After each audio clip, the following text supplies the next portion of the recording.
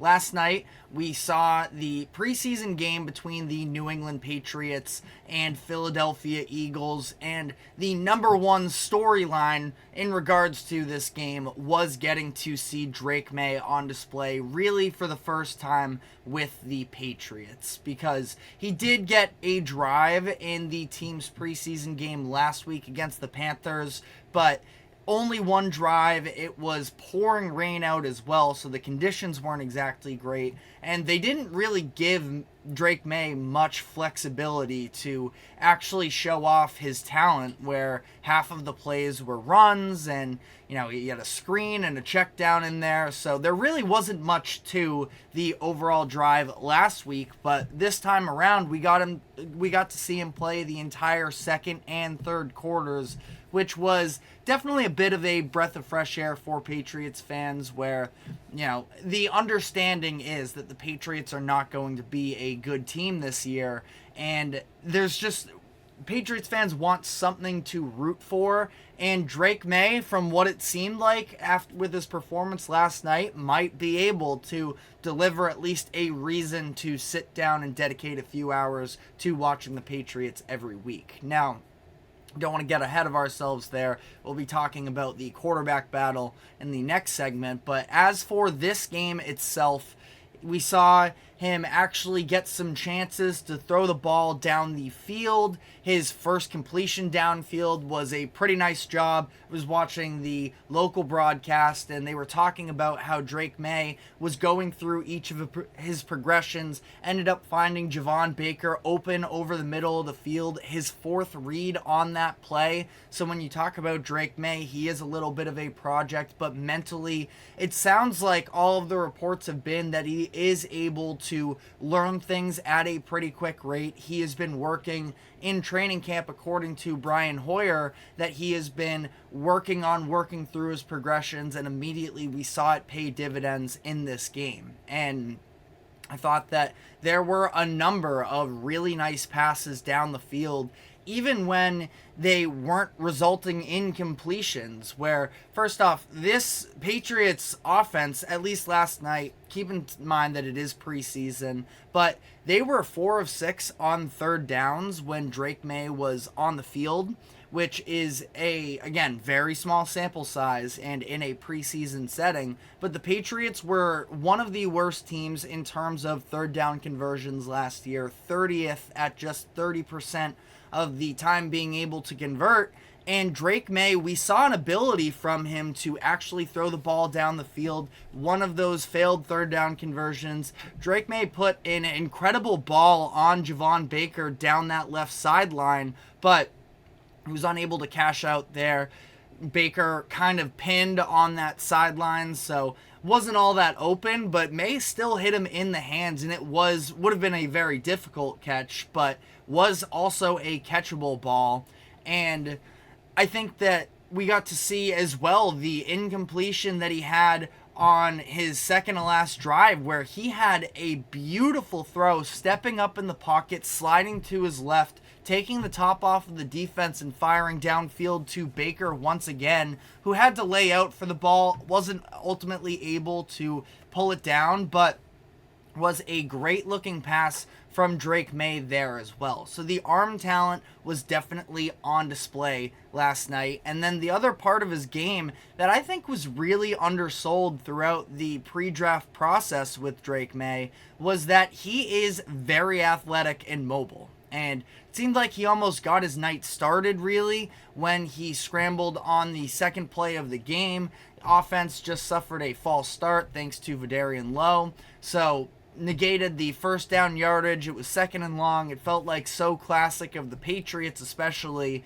They put themselves behind the chains, and they're not going to be able to overcome it. But Drake Maye, at that point, maybe eventually be more comfortable of taking the shot downfield, but it seemed like his first couple reads weren't really there, and maybe it was a bit of a panic move, but he ended up pulling it and picking up 6 yards to make it third and manageable, which then set up that pass to Baker, where he ended up converting it on his first pass downfield. So I was really impressed, and that drive as a whole, we end up seeing on the second drive, Drake Maye and the Patriots driving down the field. Run game looked significantly better relative to expectations. Obviously, preseason, so can only put so much into it, but they drive all the way down the field, and then Drake Maye ends up capping it off with a rushing touchdown himself.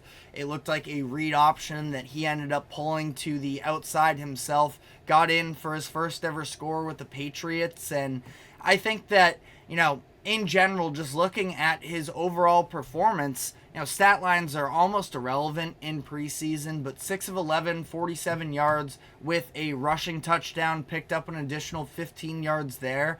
I thought that he did all of the main things that should have really been expected out of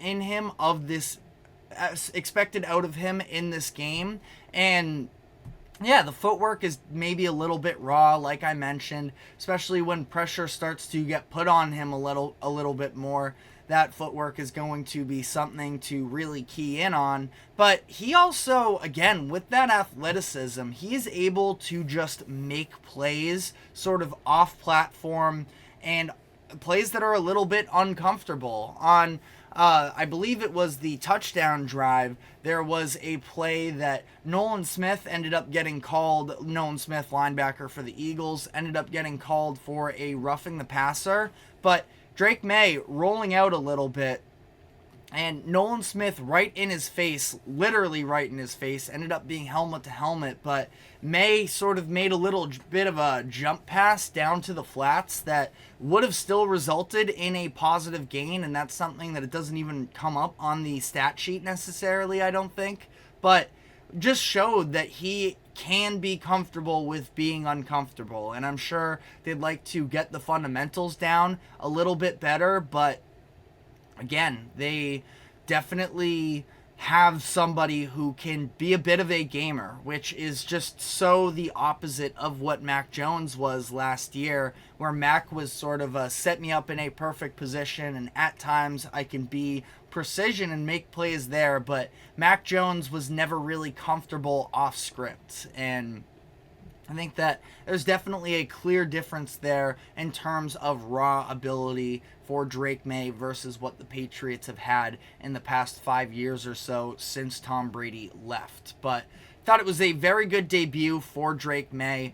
Jacoby Brissett, in his first couple looks with the Patriots, not so much. He got 3 drives in this game. He had 1 in the first game as well. So we're talking 4 drives so far, and has only picked up 2 first downs, both of them coming on the second drive of this Eagles game, and both of them coming on the ground for what was a overall nice drive. I mean, started with a short field because Philly was backed up in their own end zone, bad punt and a good return. So the Patriots and Jacoby Brissett started on the 39-yard line to begin. They mostly rode the run game to get down inside the 10-yard line, and then he threw an interception in the red zone where, to his defense, nobody was really open. Maybe Tyquan Thornton was breaking out a little bit at the top of the field, but for the most part, everybody was mostly locked up, which is definitely another concern when you talk about the Patriots and